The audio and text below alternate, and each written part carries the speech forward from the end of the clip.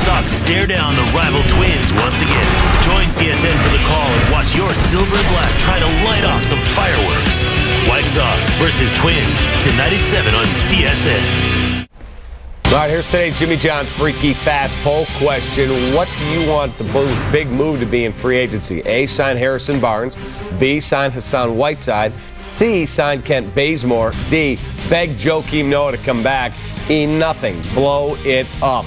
To vote, go to csnchicago.com. Updated results throughout our show. Order Jimmy John's sandwich delivered today. It's yummy good, freaky fast. Go to jimmyjohns.com. Jimmy Butler trade talk continues to linger. Today, Butler was a guest on Rachel Nichols' The Jump and reacted to the Rose trade, his relationship with Bulls management, and those nasty trade rumors. They called me. I can't say that I was surprised, but I knew it had to be one of us, to tell you the truth. Obviously, I enjoyed playing with him. I came into the league when he was an MVP, so I got so much respect for the guy.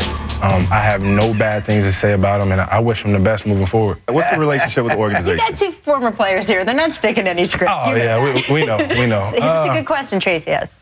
It's good. We talk. I can't say that we talk about everything because we don't, but I think most of the important things, I get a phone call or a text message, and we'll talk there, and they'll take my opinion on some things. But I'm a player. I don't get too right. Do you feel certain you're going to be with this team next year? Because obviously these guys do. I don't think anything's for certain. Really? I really don't. Okay. I love the city of Chicago, Chicago basketball. I think everybody knows that. They drafted me. I've been here my entire career. But nothing's for certain. All right, Mark Shanowski joins us now, our NBA guru over here at CSN. Okay, so Jimmy says nothing's for certain. I talked to somebody yesterday who said Boston's going to be in the mix for Durant. If they don't get him, and they probably won't, they're going to circle back and try and get Jimmy Butler. What do you say to that? I don't think there's any chance of that trade coming to pass because the only reason why the Bulls were talking to Boston, they wanted the third pick to take Chris Dunn. Some scouts say that Chris Dunn could be the next Dwayne Wade, so they were thinking that they'd get their chance to get a potential star on the roster. That's why they'd consider trading Jimmy Butler. They're not going to trade him to Boston for Jay Crowder and Avery Bradley and some future picks. They're just not going to do that. I'm with Mark in the sense that it's going to have to take a lot more from the Celtics if they were to circle back around. But I still believe that there are so many people within the Bulls organization that are ready to move on from Jimmy that anything's possible. And Jimmy Butler in that clip, guys, sounds like a guy who knew that his future in this city was on the line and has been, frankly, for a while now. So nothing would stun me. The only thing that would shock me is if Jimmy plays the rest of his contract out here, whether it's this summer, whether it's next summer, sometime before next year's trade deadline. I expect Jimmy to be traded elsewhere and the Bulls to start fresh that way. Remember, Nick, he only came to the Advocate Center on draft night because he wanted to get a massage. That's right. Right, and not because he wanted to talk to the front office. He couldn't get a workout in. The media was all over the gym. I mean, when you watch that clip and you hear him speak like that, it's just so disheartening, to be honest. I mean, when you hear, oh, nothing's certain. I mean, that's what you're going out on national TV and saying. And just as if you're a fan, you're looking at that going, okay, what am I even following here? That's the tagline for the Bulls this year. What's the plan? What's like the plan for the Bulls? Theo's version of the plan for the Bulls. Where are they going? I had two friends of mine text me today. They canceled their season tickets. 28-year season ticket holder, one of them. He goes, I'm done. Well, what does it say about a guy who fell all over himself telling us what a leader he was last year? That he sits there and says now, well, I knew Derrick Rose or one of us had to go. Like, and maybe it's the truth and maybe he's saying it out loud, but isn't part of your job as the leader of the team to make it so that situation doesn't exist with the only other person who could possibly be considered the face of the franchise? Well, Jimmy was at a press conference in New York on Monday where they announced the 12-man Team USA squad. And in the interviews he did there, he was really kind of glum. People were saying that he wasn't his normal self because he's looking around, looking at these other Olympians, thinking that they've got a chance to contend for NBA titles next year. And Jimmy's looking around, and people are asking him questions about the Rose trade, and he said, I can't worry about that. I got to worry about how I'm going to win games in Chicago. He's looking around at a team that is being rebuilt right now and thinking, okay, I'm a two-time... Retooled, Mark. Retooled. And, he says, I'm a two-time All-Star. My scoring average is going to go up next year. I'm going to be, on the Olympic team, but to have any chance at doing something meaningful in the playoffs. It's him and Boogie Cousins sitting there just commiserating about their horrible basketball teams. So when you look at the free agent class, Yeah. are the Bulls going to do anything worthwhile, or in the end it'll be Etwan Moore for $8 million, which just I'm blown away by. Yeah. And that's about it. Thanks for coming. See ya. Well, I was kind of disappointed in your poll question. Where was sign LeBron James and sign Kevin Durant? Where were those options? Right. That should be option A, no matter what the circumstances are. Granted, the Bulls will only have about $24 million in cap room, so right now they don't even have enough cash to go after the top guys. They could free up some money by either using the stretch provision on Jose Calderon, or maybe trading the contract of a veteran like Taj Gibson or Mike Dunleavy. But to answer your original question, we're going to have a lot more on this coming up on Sportsnet Central at 6:30. Nick and I are going to go over the touchscreen and go over all the options in free agency, but they're not going to get an elite free agent. They have to move their sights down. My personal opinion, I would advocate trying to sign Harrison Barnes to an offer sheet. Give him the max, $22.2 million for the first year. Swallow hard and do it, because it's one of those situations where Harrison Barnes would instantly be the second best player on this Bulls team behind Jimmy Butler. He's 24 years old, a career 37-point shooter from three-point range, a great athlete, excellent defender. He's awful in the finals. Yeah, but that's 7 games. You know, I know he didn't play well in the finals, but here's a guy that is going to get better. He's been a 3-and-D guy throughout his term at Golden State, where he was the 4th option. You bring him to Chicago, where he's going to get more shots. You know, he's a guy that can attack the basket. He can make the three. He's a good defender. You know, granted, he's not LeBron James. He's not Kevin Durant, but they're not going to get those guys. And if you're really trying to rebuild the team, retool the team, get younger, and bring in some athletes, Harrison Barnes fits the profile. There's going to be so much money out there that the Bulls wouldn't be the only team to offer him the max. Why in the world would Harrison Barnes come here? Well, he can only sign with one team. You know, the reality of it is, as a restricted free agent, he signs an offer sheet, and then the Warriors have 3 days whether to match or to let him go, and they would get no compensation. But why would he prefer Chicago over, say, the Wizards? He's from Iowa. Right. He played high school basketball with Doug McDermott at Ames, Iowa. Fred Hoiberg, the mayor of Ames, Iowa, of course, went to the same high school. For a lot of players, maybe the whole Chicago story doesn't hold that much intrigue, but for a kid who grew up in Iowa, you know, watching Bulls games, it might be something where this would be a decent option. And what we're hearing about Golden State is not only they're trying to sign Kevin Durant, they're going to get the first meeting in free agency. They're also looking at other veterans, possibly bringing in Al Horford. They want to move away from Andrew Bogut. They're also considering bringing in Joakim Noah. So no matter what happens in free agency, Golden State may have decided that they're not going to commit $22 million for Harrison Barnes. It might be a unique opportunity for the Bulls to get a young athlete. To be honest, like the timing of this too, and when we talk about this whole retool plan, we can call that, this is the retool, right? This is we'll call this in general. I don't even know how long, and I go back to the same point, but how long are they really envisioning this is going to take to retool? Is it retooling for this year or for the next couple years? Because right now, talk about the opportunity you're wasting when the Eastern Conference is as weak as it is, and it's just up for grabs with the exception of the Cavs, where you can actually make a move. Do they see that, do you think, and say, you know, we don't have time to blow it up because now is our window, anybody's window in the East, so we better try to do something now? Well, the Bulls front office always hasn't been the most transparent in terms of laying out what their objectives are. You know, can Theo come over and give them a seminar? I was just going to say, when Theo came in, he laid out exactly what he was going to do. We're going to tear it down. We're going to build up the farm system. We're going to stay away from free agency. And when the time comes, then we're going to pounce on the elite players. But I think Gar actually did a pretty good job of laying out their plan the other day in saying that this is a 2-year process in terms of next year they could potentially have enough cap room to go after 2 max free agents. They're hoping that Sacramento will improve enough to get out of the bottom 10 so that they'll have 2 potential lottery picks. You know, it's a situation where you could improve a lot in one summer. Next year's draft class is supposed to be off the hook. There's supposed to be a number of elite high school point guards who are going to play their 1 year in college and go out in the NBA. They could improve dramatically in the summer of 2017. That's why I'm a big advocate of adding Barnes now, because you get another piece this year, and then next summer you could potentially get 2 guys in the draft and maybe a free agent or 2, and then you could again be a contender in the East. The hardest part, and I agree with you, Mark, in that sense, because the money's got to go somewhere, but the hardest part for the Bulls is, what are you selling? What is the pitch this summer, next summer? You've got a coach that nobody's quite sure on. Jimmy Butler doesn't even know if he's going to be there going into this season. know Joakim, if he's asked by guys, tell me about Gar Forman. It's not good. It's not a good conversation. Well, wait, you had this elite coach, and he's out of there. I mean, it's not good. And the comparison we make to Theo, I think, is unfair to any other franchise, maybe in all of sports, because Theo had the benefit of, I mean, they had Wrigley Field. People were showing up regardless. There is not that pressure there. I mean, there's pressure to win the first championship in 100+ years, but you know that you're going to sell tickets.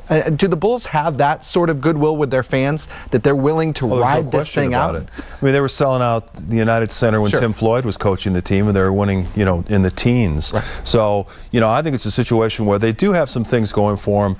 There are some young players that have to take the next step in their careers. We're talking about Doug McDermott and Nico Mirotic, Bobby Portis. These guys are players who have showed something in their first couple of years in the league where you think that they could be decent NBA starters. Robin Lopez is a solid center. Jimmy Butler is a 2-time All-Star. Didn't we get Brooke? No, we didn't get Brooke. We would have probably rather had Brooke in terms of his offense, but Robin Lopez had the best year of his career last year in New York. Now, I'm not trying to tell people that this is a team that's going to contend for the championship. They will struggle just to fight for the 8th seed in the playoffs if they don't make any improvements in free agency. But it's a situation where they do have some young talent in place. In terms of what they sell the tradition. They sell the 6 championships of the Jordan era. They sell the fan base that's loyal regardless. They've got, the new practice facility. There's a lot of things that they have going for them, and it's also an Eastern Conference where LeBron can't play forever, and at some point there's going to be a team that's going to rise up and challenge them. Let's say that to a kid from Cleveland here. Yeah, that's right. Well, I was going to say though, but to that point about what they're selling and the fact that, to be honest, I think what they've done the past couple years in terms of the fact that they've led the league in attendance now 7 straight years, it's a testament to, I think, partially it's the night that they've sold at the United Center. They really, the experience of going to these games is a big deal in terms of, people coming to these games. But I think we're going to learn, and it's going to be really interesting to see how much of the fervor of the Bulls, of fans' fervor for the Bulls, had to do with Derrick Rose. Because he was still beloved, even though, he couldn't stay on the court. Fans still, all over the world, all over the country, all over the world, still know Derrick Rose, associating him with the Bulls. That's a big thing you just gave away from a marketing standpoint, and I think it's going to be fascinating to see how that really impacts the business side of the team. Well, Derrick Rose has always been a fascinating story. The homegrown star, the youngest MVP in league history. But as Nick knows, that story lost a lot of its luster over the last couple of years. Derrick Rose was one of those guys that was kind of, divided opinion.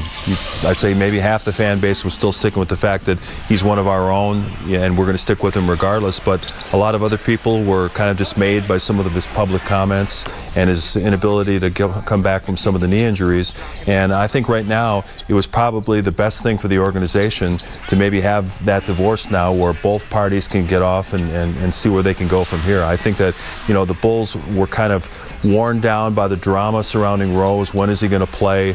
What are his objectives long term? And I think, this fresh start's probably a good thing for both parties. No doubt. The storyline for me to watch nationally is what kind of relevance do the Bulls have now without Derrick? Because, Danny, to your point, you knew what you were getting even if he wasn't out there. It was a constant form of speculation. Now, Jimmy Butler doesn't have that national spotlight that Derrick did, and you just wonder what they're going to be able to sell. I just hope that if they don't spend all this money on free agents and they need to hit the cap floor, that they can cut another big check and get my man Benny the Bull back in uniform and running around again. Robin Lopez. And Nick is a big fan of the cheerleading squads around the league. That's right. The love of Bulls will still be in place. Game's at 7:30. Nick's in there writing at 2:15. Thanks for being here. You don't want to miss Sportsnet Central. We're going to go to the touchscreen. You won't want to miss the options we come up with. Look forward to it. Absolutely. All right, Denzel Valentine, the Bulls' #1 pick, will join us later on the show. He's at U.S. Cellular. He's throwing out the first pitch tonight. We'll shift our focus to the gridiron next. Andrew Luck got paid. Inked the biggest contract in NFL history today. Take a look how it compares to other contracts signed by QBs. And is Jay Cutler actually a bargain now?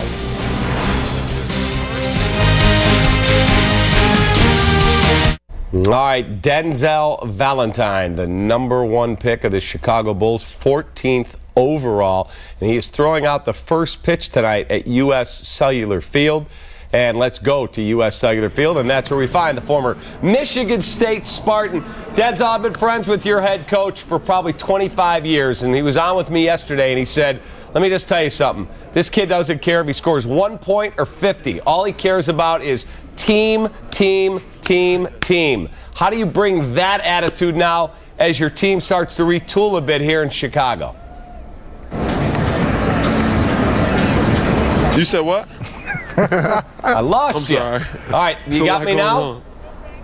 Yeah, I got you now. Okay, so I said to you, I've been friends with Tom Izzo for a long time. He said to me yesterday, that kid does not care if he scores 1 point or 50. All he's about is team. How do you get that over across now to your Chicago Bulls teammates that as you go through this retool, it's all about team building? I'm sorry, I can't hear you. the intercom keeps coming in. I can't hear you. All right, we'll try and get back to Denzel. He's having some audio issues back at U.S. Cellular Field. You know what? He's got the Chance the Rapper hat on, which I don't know whether you know this, but when Leonard Floyd came in, he had first tweeted, he said, should I be a White Sox fan or a Cubs fan? And White Sox PR, in a genius move, sent him the Chance the Rapper hat that nobody can buy anymore because they went off the shelves like that. Correct. So he's a White Sox fan. It's that Leonard simple. Floyd became a White Sox. It's that simple, isn't it? This is a good move by the White Sox. Just go grab every first-round pick. That Chance the Rapper hat, my kids all went nuts for it. You being a sports marketing guru, Yeah. that was a huge move for them.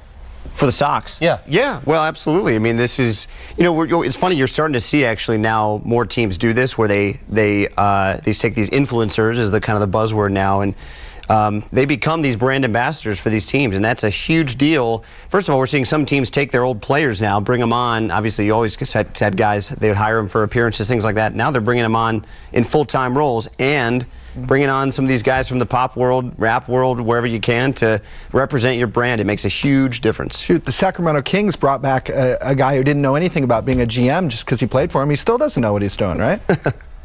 He's the ultimate brand ambassador. I just figured the mics went out because Kappy started talking about team unity and mixed that in with the Bulls, and it doesn't go so great sometimes. All right, we're going to go back to U.S. Cellular, see if we can reestablish now with Denzel Valentine. Denzel, how do you impart, you're such a team guy, how do you get that mentality across to your new teammates? I'm not going to individually, get that across, and I feel like, there is some in place there, but, my job is to just come in, do what I can do best, and just work on my game and try to lead as best as I can. I'm not, coming in to, step on anybody's toes, but I'm gonna do what I can to lead and be a good teammate and try to win some games. You are a very versatile player. You can play some 1, some 2, some 3. Where do you feel most comfortable knowing you've got the best player on your team is Jimmy Butler, who's a 2-3 guy, likes to have the ball in his hands? Where do you feel like you fit in best? 1, 2, 3 really doesn't matter, but I think that's going to make us, so dangerous this year is because we are versatile with our guards, and in those 3 positions, I feel like we're going to be able to, guard and do a lot of things offensively and throw a lot of at you, when we're coming down in offense and on the defensive end too. So I really think we're going to have a really good team this year with all that we have, and I'm just glad to be a part of, the building year, whatever you call it. What's your take on Tom Izzo? What's it like playing for him? Known him a long time. What does he like to play for? He's cool, man. He's Coach Izzo. He's what you see on TV. He's passionate. He's really caring. He cares about his players. And he has a lot of great qualities that he teaches us every day. And I'm glad that I got to play for a Hall of Fame coach like him. How do you like your hat that you've got there? Looks like the White Sox took care of you. Man, this is a limited edition Chance the Rapper hat. They hooked me up. Hey, they did hook you up. Hey, what was it like for you to talk to Denzel Washington? Oh, man, that was cool. It was an honor just to talk to him. He's the same guy. Same guy on the movies, and he sounds just the same. So, it was an honor just to talk to him, and he's probably one of the best actors of all time. So, it was a blessing, I talked to him. Denzel, appreciate the knowledge. Make sure you get that ball all the way to home plate tonight, okay? hey, I might throw a 94-mile-an-hour fastball. You never know. All right, the Sox will be looking for you in that bullpen, too. All right, for sure. See you, buddy. Thanks a lot. Yeah. There you go. Denzel Valentine, Bulls' #1 pick. All right, we've got to take a timeout. We'll come back. We've got more to do here on Sports Talk Live right here on Comcast Sportsnet.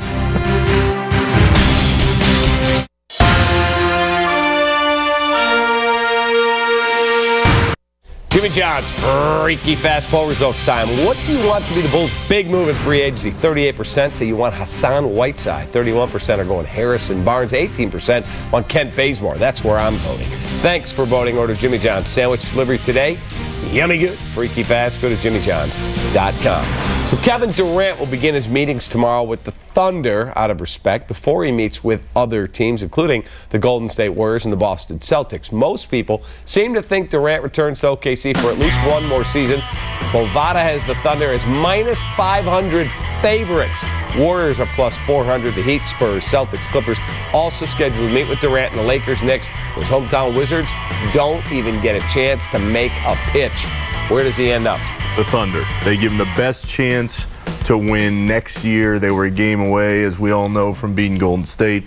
You keep Durant, you keep Westbrook, you hope that they get better another year in Billy Donovan's system, and then now you add Oladipo and Sabonis, the kid from Gonzaga.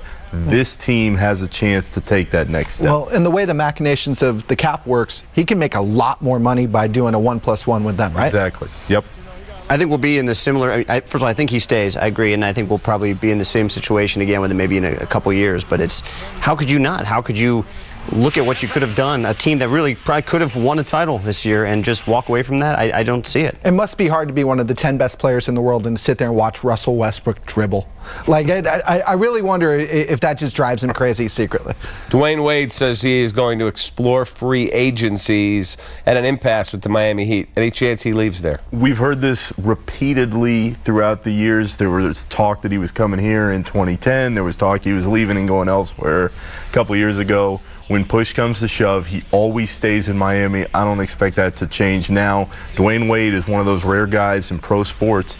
He stayed there his entire career, and this is a guy they'll build a statue for so long as he maintains himself in that Heat family. Well, and the difference between this year and even last year when he signed that $20 million one-year deal is, you know, he was really good this year.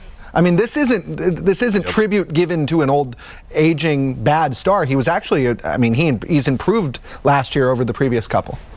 It wasn't the Kobe contract. No, not And finally, are the Celtics serious about signing Dwight Howard? Yeah, absolutely. Why would you want a dog like this? Well, who else are you going to get in Boston, Cap? Who else? And that would be my question for a lot of teams, not just the Celtics. But who else right now is coming to Boston to play? They've got young pieces in place. They've got Brad Stevens, but I think this is probably the best they I could would do not in want the this circumstances. joker on my team for all the tea in China. Boston fans are going to eat him alive. They'll crush this guy. In the first week, it'll be great, great television. He is not a winning ball player. He's got all that talent, and you go, holy. It's like having a beautiful girl. You go, yeah, you ever go home with her? Holy smokes. Awful. He's a dog. Awful. You keep him. All right, that is a wrap for Sports Talk Live, presented by Chevy Silverado. You guys like that one. Have a wonderful evening. We'll see you right back here tomorrow.